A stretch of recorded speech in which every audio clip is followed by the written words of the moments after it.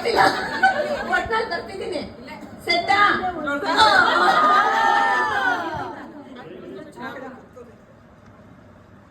ಒಂದ್ boom line ಮಾಡೋಣ certificate ಇದೆಯಾ ಬಿಸಿ ಬಿಸಿ ಬೇಗ